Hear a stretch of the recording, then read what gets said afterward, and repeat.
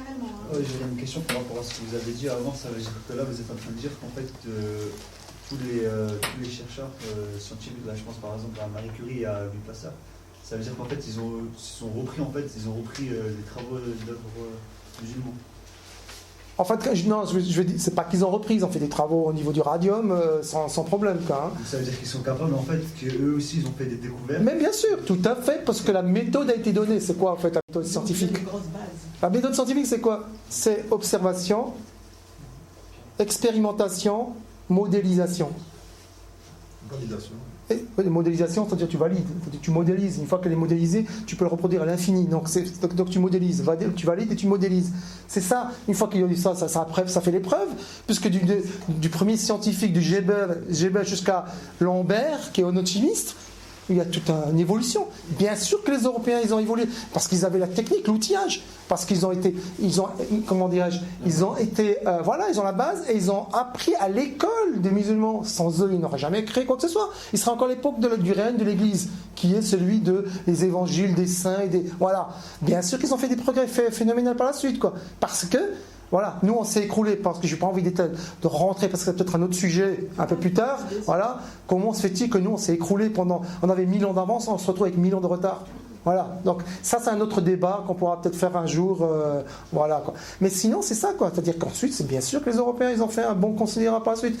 Volta au niveau de l'électricité, Edison, bien sûr qu'ils ont fait des progrès par la suite. Mais Edison il était où? Dans une école. Et l'école il apprenait quoi? Les sciences. Ces sciences ils venaient d'où? Tu peux revenir en arrière, tu peux aller loin. Hein. Et là, tu peux trouver, parce que tu as une traçabilité. Tu vois? Voilà. Donc Lambert, Volta, fin 18e, début 19e siècle, c'était l'époque moderne.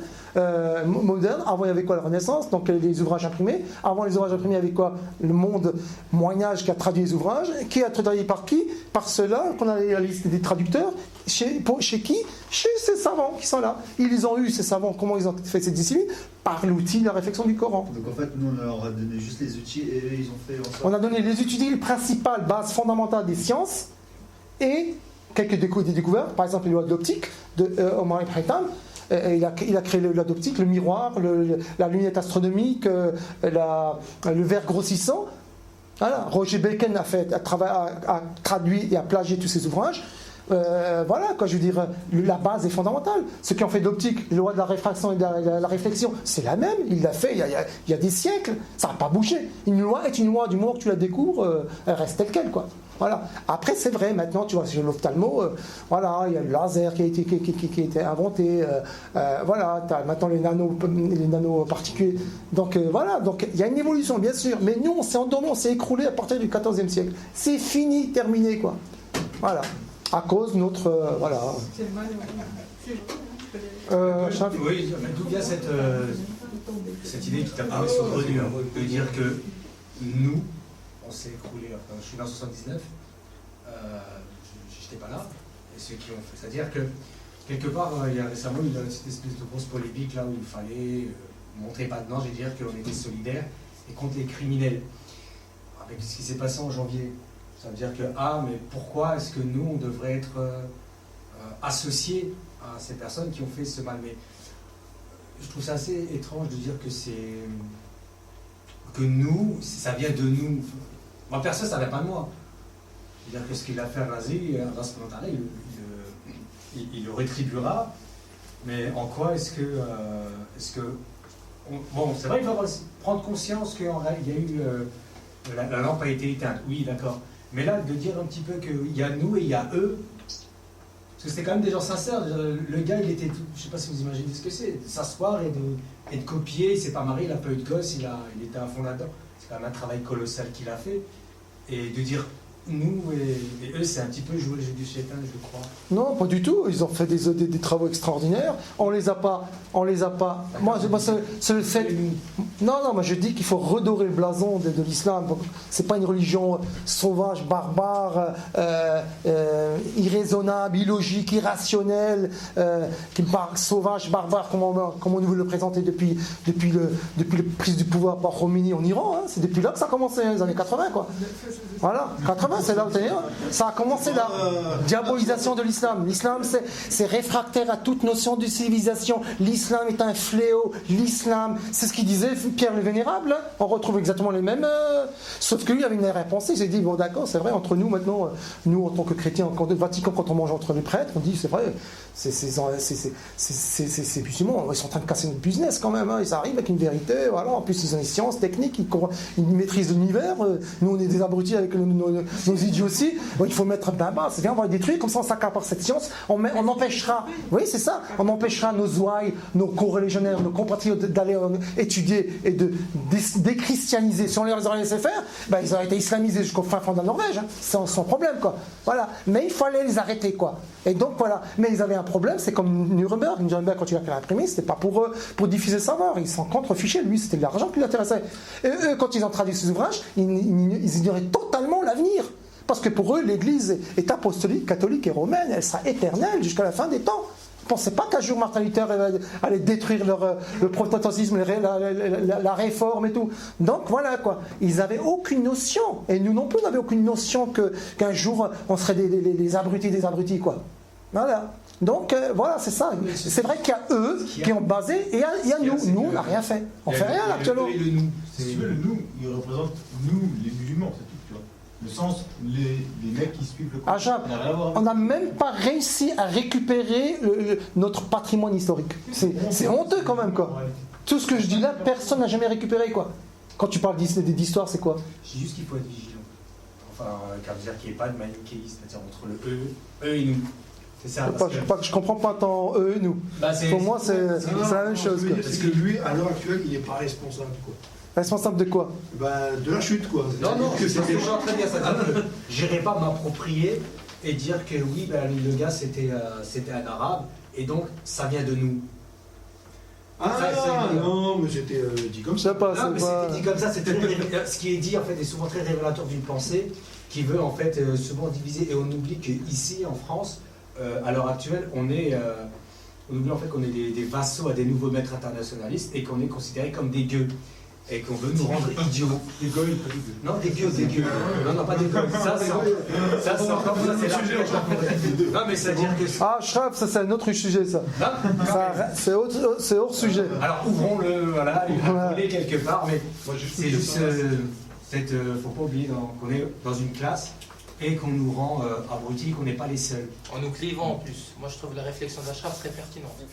C'est-à-dire que le français entre guillemets de souche qui est là, descendant de Germain, Suève ou Alain, lui aussi subit la même pression parce qu'on le rend con, parce qu'il est chrétien, il ne le sait même pas parce qu'on a massacré ses ancêtres, il ne parle pas le latin, il ne parle pas le grec alors qu'il est censé être chrétien, il parle un français pourri.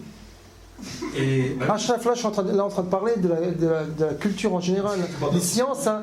Je parle pas de la mentalité ou du mental de la société européenne occidentale de l'époque du Moyen-Âge. Là, c'est peut-être un autre sujet pour en faire, quoi. Ça, c'est de l'ethnologie hein, ou des sciences humaines, de l'économie. Mais là, je parle des sciences. Je te parle que si on avait ce patrimoine historique, on nous aurait boosté. Moi, je me serais boosté à faire des trucs incroyables. On ne serait pas dans l'état actuel du tiers-monde. C'est ça qu'il faut regarder, quoi.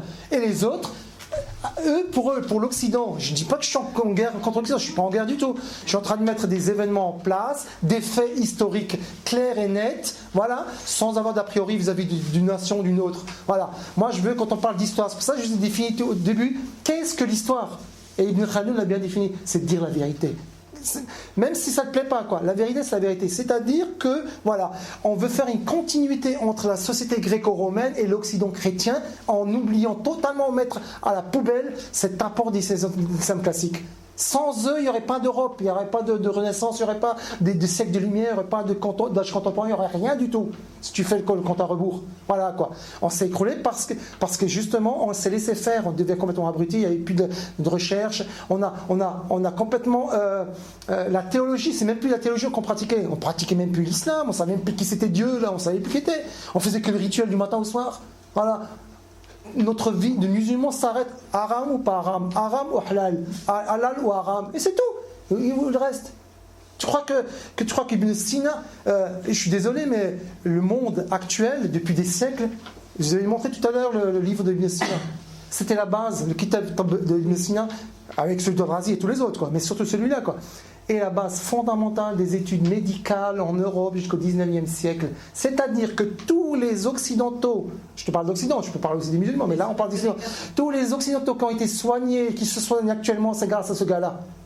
Sans lui, il n'y aurait pas cette médecine. Tu vois ce que je veux dire? Tu vois? Et cet apport de médecine, c'était quoi? C'était une quête de divin. Parce que si maintenant tu reconnais que Ibn Sina a fait la médecine par rapport à l'étude du divin, parce que c'est une quête divine, c'est reconnaître que Dieu l'a guidé. Et si tu reconnais que Dieu l'a guidé, c'est que Dieu a créé l'islam. Et c'est que l'islam, c'est pas quelque chose de négatif ou de néfaste, ou, comme on veut nous faire croire. Tu as compris le phénomène, quoi. Voilà. Et c'est là, reconnaître que l'islam est un mode de vie, une conviction typiquement divine et pas diabolique. En fait, quand on te coupe de ton histoire, tu sais pas qui tu es, donc tu sais pas où tu vas. Voilà, c'est ça. Tu n'as pas de ton présent, tu sais pas qui tu es et tu n'as pas de futur.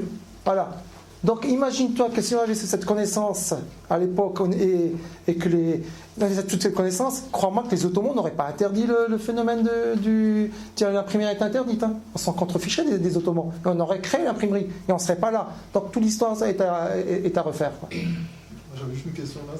Est-ce que tu pourrais juste nous résumer, mais brièvement, sur la Grèce antique et comment tu peux affirmer toi qu'aujourd'hui rien ne vient des Grecs et que tout ça c'est du bidon? Oh, ça c'était... mais vraiment résumé pour les grandes lignes, quoi. Parce que bon, moi je connais puisque j'ai été suivi un peu sur le truc, mais il y en a beaucoup que. Et je pense que cette période elle est importante. Et après, la deuxième chose. Justement, le résumé est là devant vous. Il a fait un livre là-dessus. Ouais. La civilisation gréco-romaine. Tout à fait. Une barbarie sophistiquée. Et après, si tu peux juste nous parler des t'as marqué moins 400, point d'interrogation. Moins 4000, pardon. Ouais. Point d'interrogation. Donc, ils sont où les Sumériens ici? Oh, j'aurais pu les mettre, hein, les Babyloniens aussi, les Carthaginois, les Phéniciens, c'est pas un problème. Mais c'est juste un petit résumé. Bon, brièvement, quoi. Donc, en fait, c'est quoi? Les grandes dates selon l'Occident de l'histoire des sciences. C'est selon l'Occident. Hein. Enfin, l'Occident, voilà. Chronologique, c'est ça. Pour elle, la préhistoire, donc la préhistoire. D'ailleurs, je suis en train de faire des travaux sur la préhistoire qui sont complètement fous. Hein. Il faut leur mettre en question aussi. Hein. L'homme descend du singe. Bon, tu sais, on trouve une mandibule. On dit qu'avec la datation carbone, elle date du. Bon, faut pas déconner non plus. Hein. Je dirais qu'avec une mandibule, t'as pas un corps humain. Hein. Avec une mandibule, ils sont capables de te dire la taille de l'humain, la capacité crânienne, l'évolution qu'il avait, son alimentation, avec un morceau de mandibule, hein, même le type de cheveux qu'il avait, de quel... Non, là, il ne faut pas déconner, hein, Gilles Kepels, là, il déconne, hein, bon, il est plaisant, je veux dire. Voilà, donc selon l'Occident, c'est ça, quoi. Donc, on dit qu'avant Camille, il y a la pyramide, l'astronomie est née, mais en réalité, ce n'est pas l'astronomie, c'est l'astrologie, parce qu'il y a notre relope qui n'est pas là, mais qui dit, selon les grandes dates réelles de l'histoire des sciences. Donc en fait, c'est pas l'astronomie, c'est pas l'astronomie, c'est l'astrologie, parce que l'astronomie était liée avec Al-Batani, etc. quoi. Donc, cette période, du 8e au 14e siècle, c'est la période de l'apparition de l'islam. On appelle ça la civilisation de l'islam classique. Voilà. Donc, d'après l'Occident, la culture occidentale et la conception de l'univers en Occident, elle est incrustée dans cette période, c'est-à-dire moins 500 avec Thalès, Hippocrate, Euclide, etc., jusqu'à le 15e, 16e siècle, Galilée, Vinci, Tycho Brahe, Copernic, Kepler, etc. Voilà. Donc il y a une continuité socio-culturelle entre le moins 500 et plus 1500. Et là, il y a un vide. Donc tout ce que je disais tout à l'heure, il n'existe pas en réalité. Mais pourtant, hein, traducteur, machin. Donc il y a tout ce qu'il faut, quoi. Voilà. Donc la conception pourquoi je dis que la Grèce antique, les savants grecs n'ont jamais existé, c'est une fabrication de la Renaissance, pour plusieurs raisons. Premièrement, vous dites à tous les historiens, quels qu'ils soient, vous rentrez dans une fac des sciences humaines, prenez 4-5 professeurs, vous dites écoutez, je voudrais vous poser 2-3 questions. Non, c'est ça en fait, 2-3 questions. Quelle est la structure de la connaissance de l'univers pendant l'Antiquité? Elle repose sur quoi? Et ils vont tous vous répondre sur la mythologie, les superstitions, les légendes, la magie, hein, oui, il n'y a que ça, quoi. Alors tu leur poses une autre question. Alors pourquoi Alors une autre question c'est, est-ce que la science, la superstition, la mythologie et la magie, est-ce que c'est la même chose? On va dire mais ça va pas, jamais de la vie. C'est des choses complètement distinctes. Alors la question fondamentale est, pourquoi dites-vous qu'il y a une science pendant dans l'Antiquité. Puisque vous dites que c'est la conception mythologique. Voilà. Donc la conception mythologique, j'ai pris la Grèce parce que c'est la base fondamentale de l'étude de l'Occident. En fait, l'Occident est basé sur sa civilisation gréco-romaine, surtout grecque. Bref, j'aurais pu parler aussi de celle des Perses, des Sumériens, des Mésopotamiens, Chinois, Incas, etc. Mais restons au niveau de la Grèce. Donc la base fondamentale de la pensée grecque, elle repose sur quoi? Sur la mythologie. Et rien d'autre. Par exemple, Zeus, c'est le père de tous les dieux. Il siège sur le mont Olympe. D'accord avec moi? Par exemple, je ne sais pas moi, elle est où Athéna? Elle doit être quelque part là, Vesta ou Athéna? Ouais, déesse. Bon, disons, elle est quelque part, voilà, Terra. Tu vois. Terra, personnification de la terre. Donc, quand un paysan qui a fait une mauvaise récolte, qu'est-ce qu'il va faire? Il y a Déméter. Normalement, c'est Déméter, Terra, c'est au niveau c'est les Romains et les Grecs. Bon, mais c'est deux, oui. Bon, c'est toujours ils ont un autre nom par rapport à ce que c'est grec ou ce que c'est romain. Mais bon, pour moi, c'est la même chose. Je veux dire, romain et grec, c'est pareil, quoi. Donc, quand tu as une mauvaise récolte, qu'est-ce qui se passe? Le paysan grec va faire des offrandes et va prier dans un temple dédié à la divinité qui est en relation avec son problème. S'il y a un problème avec un animal, il va aller voir une divinité qui représente les animaux. S'il a un problème avec la pêche, il va aller voir Jupiter, Neptune ou voilà Neptune quoi. Donc, quand il va voir ça, donc nul dans son optique, nulle question, nulle question rationnelle. Va dire tiens bon quand même je vais quand même étudier la plante, qu'est-ce que c'est une plante, d'où ça vient, le terreau, la terre, l'eau, etc. La photosynthèse, comment ça c'est de la science, mais lui il va faire de la magie. Et ça c'était le principe fondamental de toute l'Antiquité, qu'ils soient grecs, romains, arabes, perses, égyptiens, chinois, tous c'était la même enseigne, ils étaient logés à la même enseigne. Jusqu'à moins 500, on peut dire que en gros, tous jusqu'à l'arrivée de l'islam au 8e siècle, où je vous disais tout à l'heure, la science apparaît. Donc ça, c'est ça. Donc c'est à ce niveau-là. Ensuite, deuxièmement, sur quel support ont-ils... Voilà, on parle de Platon. Platon a fait entre 1300 et 1700 pages. C'est les écrits de Platon. Voilà, donc ils sont là, si vous voulez tout à l'heure regarder. Donc 1700 pages. 1700 pages. On nous dit, vous achetez un livre à la Pléiade ou chez Flammarion, Platon, Phédon, etc. Donc il y a, voilà, donc en plus quand je dis 1700 pages, c'est papier là, ce que vous avez ici, avec Police 11, Time News Roman, etc. Voilà. 1700 pages, donc quel support ont-ils écrit 1700 pages? Je parle que de Platon, je ne parle pas de Euclide, de Thalès, de Galien, d'Archimède, etc. Platon. Donc, sur quel support a-t-il écrit ces 1700 pages? Moi, je ne suis pas 1700 pages de papier. Sur quoi? Sur du parchemin. Il faudrait tout le bétail du Chili pour Atanée et tout pour écrire rien que 500 pages, quoi. C'est de la pierre. Même les carrières de, je sais pas là, les carrières du Dakota ne suffiraient pas, quoi. Sur le cuivre. Mais il faut des quantités astronomiques de cuivre pour tailler ça, quoi. Voilà. Un petit texte de 3 lignes, oui, ils peuvent l'écrire, c'est pas un problème, ça.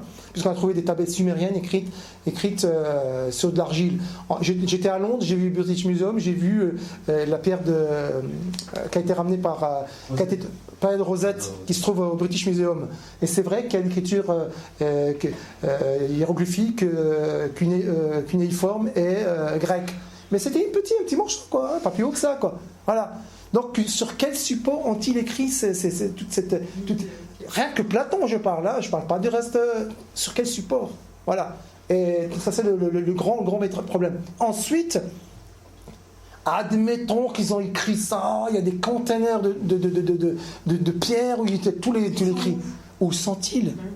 Puisqu'on dit que les Arabes, ils ont copié. Je vois mal Ibn Rushd, Averroès, faire les commentaires d'Aristote pour un personnage qui n'a jamais existé.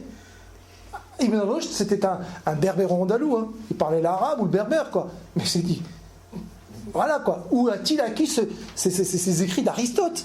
Ils sont où ces écrits? Et s'il les avait copiés, commentés, c'est qu'il doit avoir l'original. Puisqu'ils ont des écrits de Ibn Rushd, puisqu'ils ont les écrits d'Averroès, forcément ils auraient dû avoir les écrits de... Et encore une autre question qui se pose monumentale, comment peut-on écrire traduire un texte de Platon de l'arabe en grec alors qu'il avait le grec. Mais tu prends directement le grec et c'est bon. Voilà. Et encore plus loin, j'irais.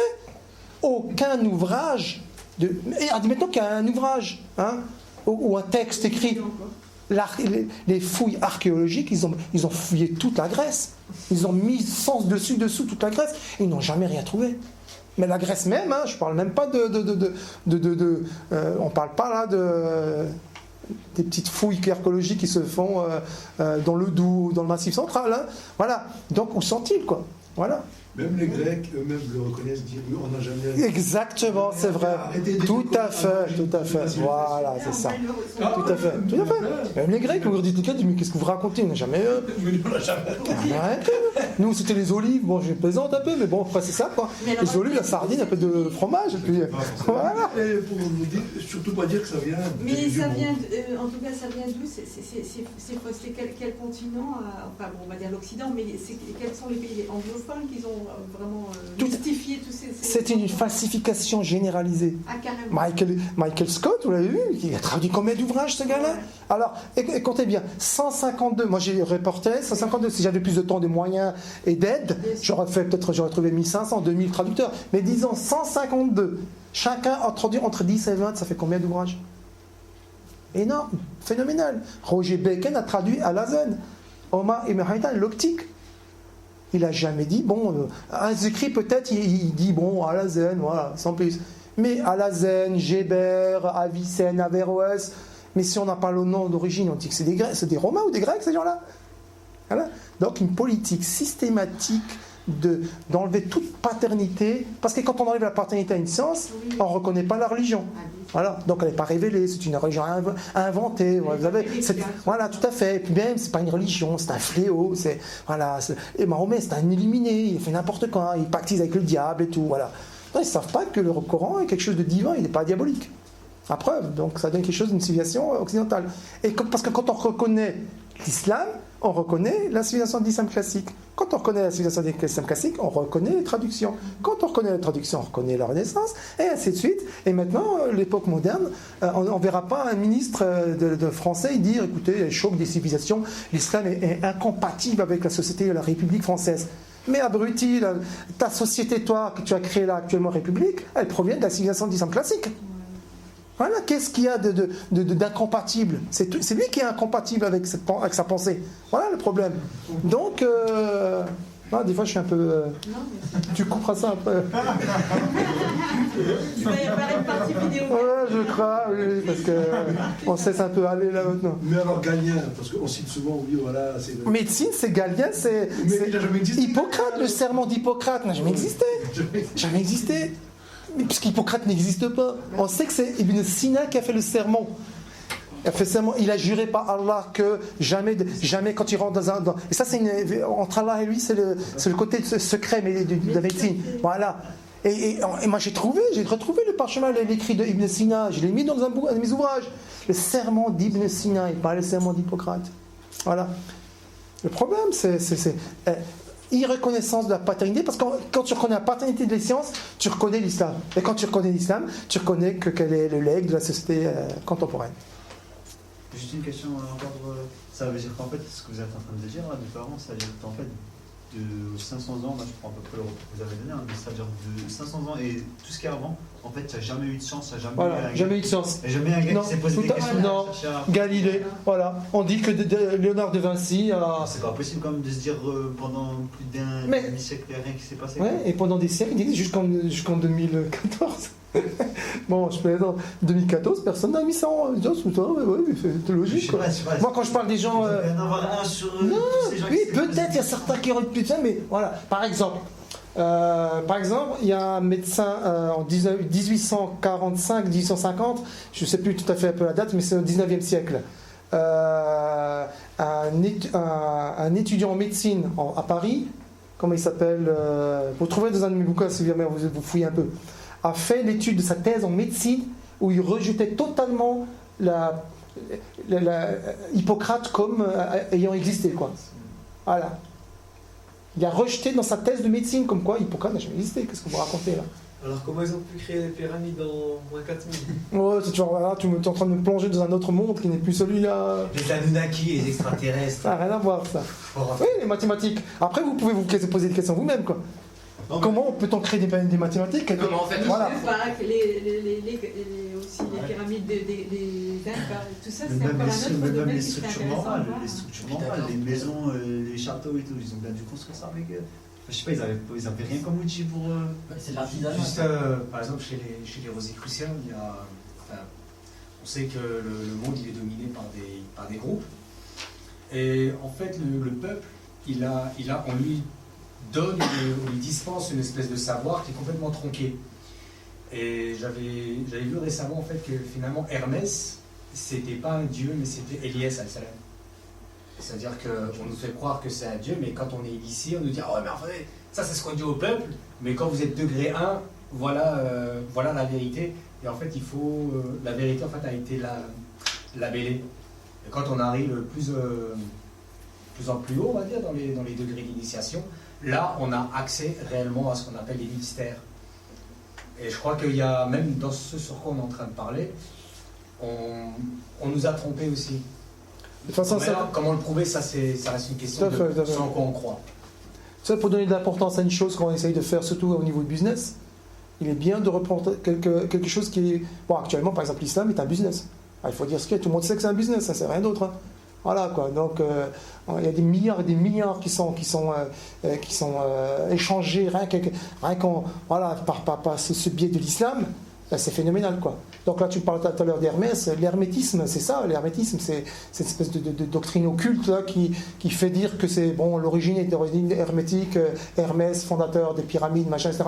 Voilà, le constructeur maçon, c'est une de leurs bases fondamentales, quoi. Mais ça, c'est pour tromper les gens, quoi. Mais en fait, ce qu'il dit là, en fait, c'est Hitler, il a repris en 1945 quand il avait fait son discours, il a dit que dire un mensonge à grande échelle, en fait, c'est à force, en fait, ça va C'est devenir. fort. Tout à fait.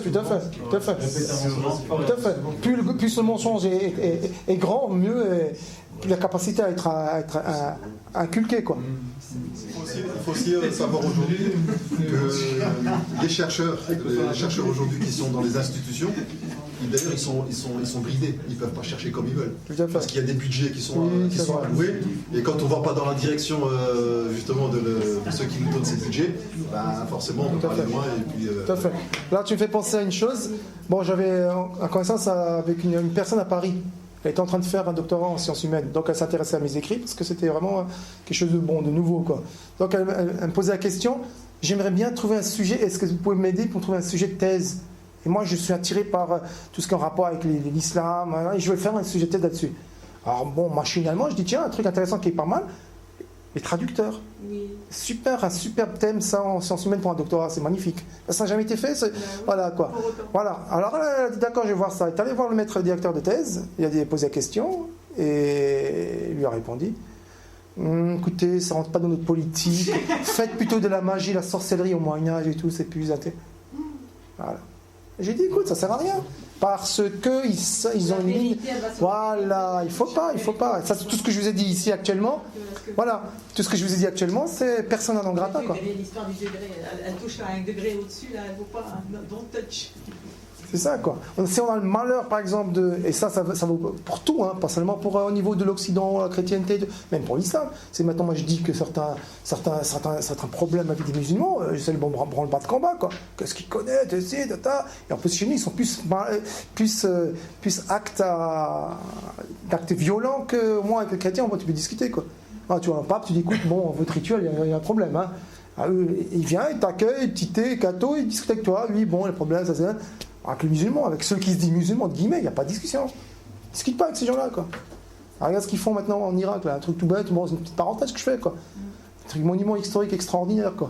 Voilà, rasé. Rien qu'au niveau économique, c'est magnifique. Économique, si maintenant, c'est comme si maintenant, il y a certains qui voulaient aussi faire avec les pyramides aussi, hein, certains sectaires, des pyramides d'Égypte, mais c'était trop imposant.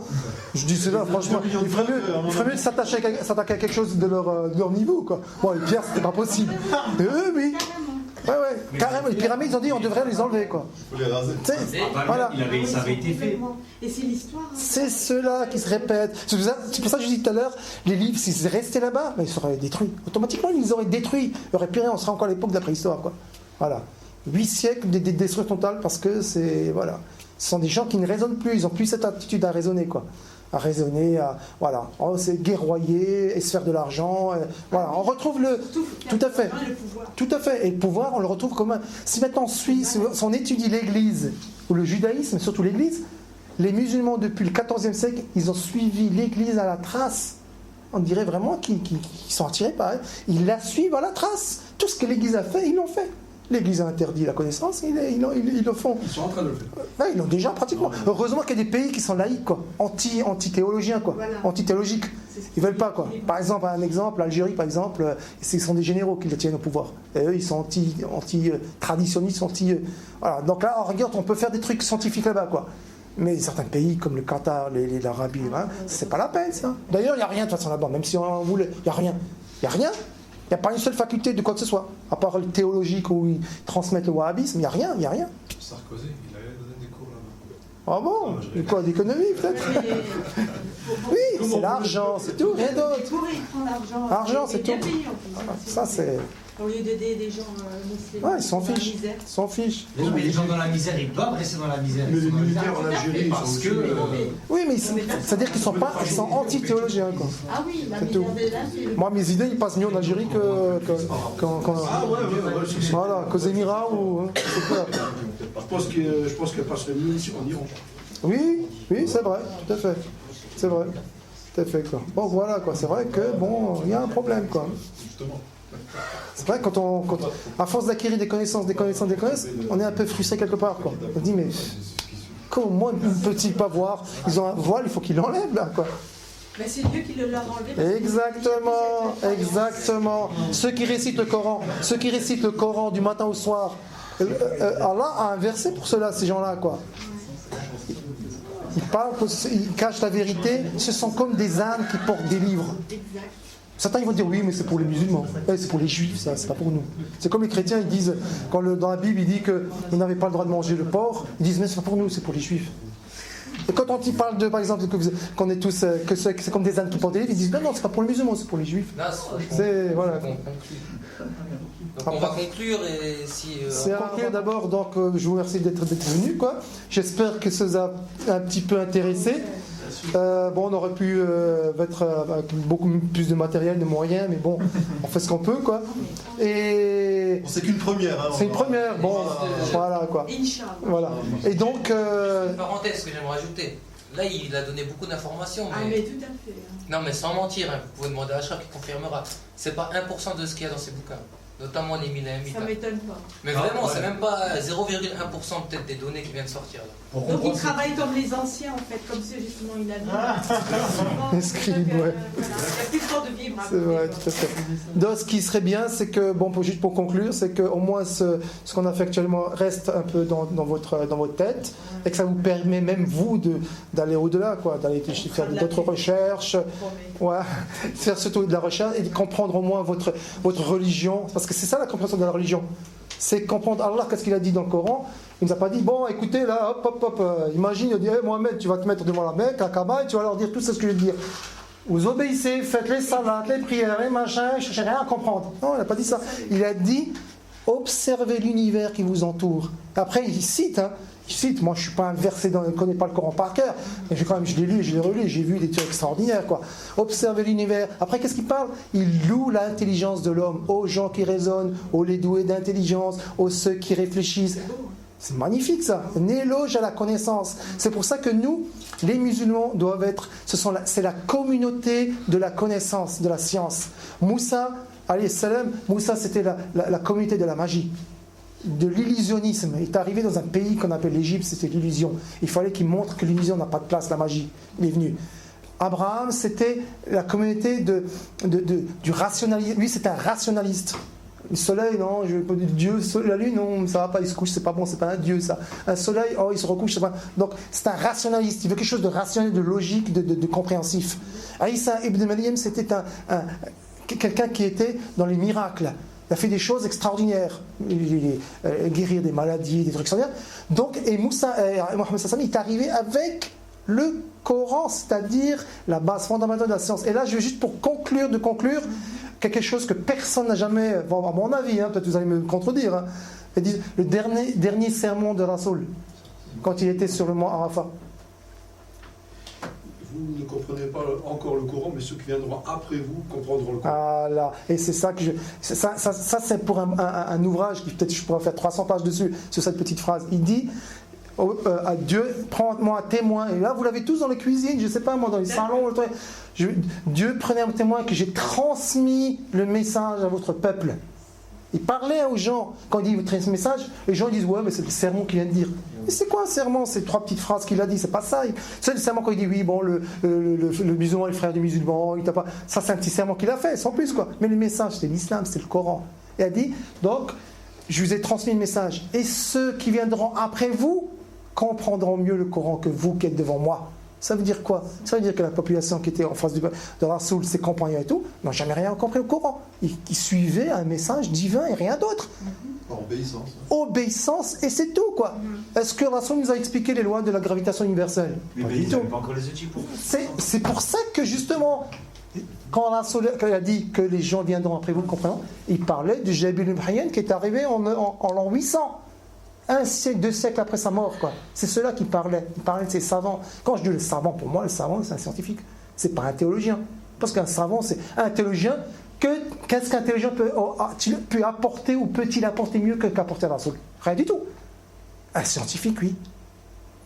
Si vous pouvez citer des théologiens, par exemple, je ne sais pas moi, l'imam Malik, Ibn Taymiyyah, ces gens-là. Bon, ils servent peut-être une petite partie de l'humanité pour certains qui sont musulmans, mais pour le reste de l'humanité, ils ne servent à rien. Par contre, Ibn Sina, Ibn Haytham, ils servent toute l'humanité, ces gens-là. Ils sont musulmans, ils ont servi Dieu et ils servent l'humanité. Vous avez compris? Quand Ibn Haytham a créé les lois de l'optique, quand il a inventé la lunette astronomique pour voir l'univers, quand il a mis la loupe, la lunette de vue, ça rend... C'est quelque chose de merveilleux. Quand Aboul Qasim Zahrawi a fait des opérations, a inventé l'anatomie, la gynécologie obstétrique, mais combien de vies il a sauvé? Et jusqu'à maintenant, quand je me fais opérer, je pense à Aboul Qasim Zahrawi, je suis désolé. Bon, c'est bien le chirurgien qui a fait extraordinaire, mais sans lui, tu ne serais pas un chirurgien, toi. C'est ça, la conclusion de la conclusion, c'est quoi? C'est science sans islam n'est que ruine de l'âme.